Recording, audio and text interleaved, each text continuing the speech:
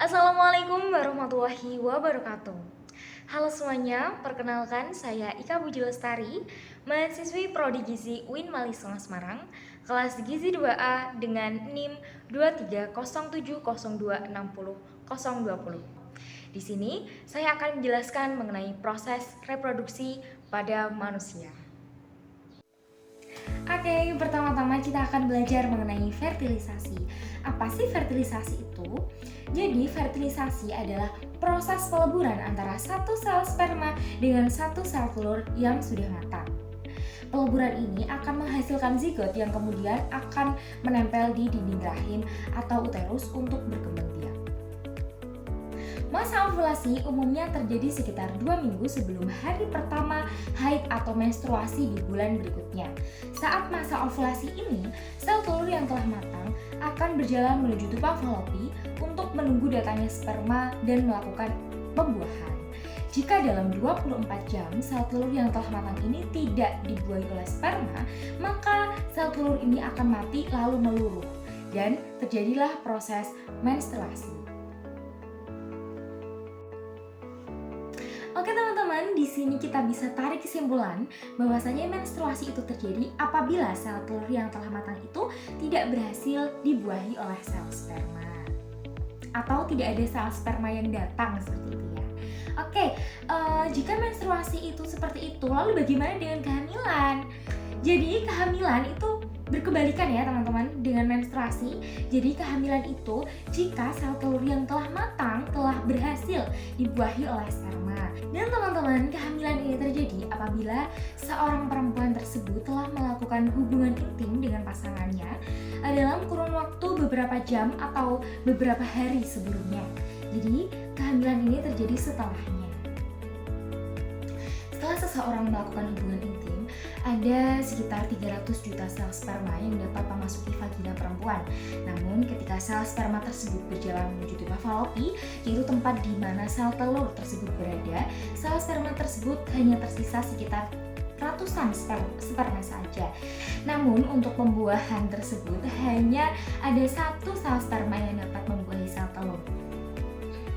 Namun, jika dalam pembuahan tersebut terdapat 2 sel sperma yang dapat membuahi satu sel telur, maka pembuahan tersebut nantinya akan menghasilkan anak kembar non-identik atau biasa dinamakan sebagai fraternal. Dalam 24 jam setelah pembuahan terjadi, sel telur akan berubah menjadi zigot. Zigot ini yang akan kemudian berkembang menjadi embrio atau bakal janin dan menempel di dinding rahim dalam waktu 5-10 hari setelah pembuahan. Pada tahap ini, wanita sudah memasuki masa awal kehamilan yang akan mengalami flek kecoklatan atau mengalami pendarahan ringan selama kira-kira 1-2 hari. Pendarahan ini disebut sebagai pendarahan implantasi, yaitu tidak semua wanita mengalami hal tersebut. Setelah terjadi implantasi, kandung ketuban dan plasenta yang menjadi sumber nutrisi janin akan terbentuk. Plasenta juga akan mulai melepaskan hormon kehamilan HCl yang bisa dideteksi melalui tes urin. Tanda dan gejala kehamilan lain juga mungkin dirasakan oleh wanita di mana awal kehamilan seperti mual dan perubahan pada payudara. Setelah zigot terbentuk, zigot akan langsung membelah diri menjadi 2, 4, 8, 16, dan seterusnya. Dalam waktu yang bersamaan ini, dinding rahim akan menebal penuh dengan pembuluh darah yang siap menerima zigot. Zigot menempel pada dinding rahim untuk berkembang dan zigot akan berubah menjadi embrio. Terbentuknya plasenta dan tali pusat sebagai penghubung antara embrio dengan ibunya. Embrio dikelilingi cairan amnion untuk melindungi diri dari bahaya benturan.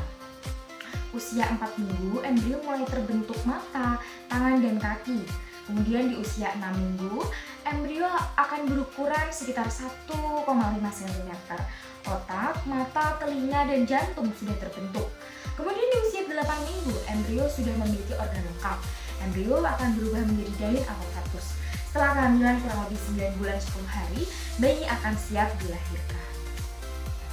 Nah teman-teman, dalam kelahiran bayi terdapat beberapa hormon yang membantu proses kelahiran, yaitu diantaranya adalah relaksin, estrogen, progesteron, dan ostrocin. Kemudian pemberian ASI pada bayi. Nah, untuk pemberian ASI ini itu banyak sekali manfaat yang akan didapatkan oleh bayi. Nah, diantaranya adalah yang pertama, karena ASI ini mengandung banyak sekali zat gizi yang berkualitas tinggi. Kemudian mudah dicerna karena mengandung enzim-enzim. Yang ketiga, memiliki perbandingan antara whey dan kasein yang sesuai untuk bayi.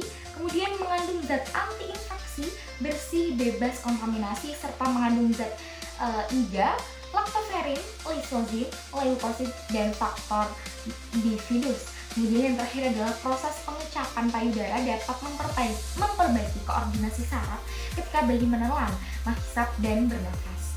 Nah teman-teman, selain itu pemberian ASI ini juga sangat bermanfaat bagi sang ibu, karena mungkin teman-teman juga pernah mendengar ya bahwasanya jika ada seorang ibu yang tidak memberikan ASI kepada anaknya, maka seorang ibu tersebut dapat beresiko mengalami kanker payudara.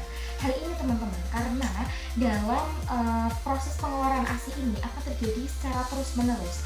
Jika ASI ini tidak dipompa untuk keluar, tidak diberikan kepada sang bayi, maka ASI ini akan sekiranya gampangannya apa ya teman-teman?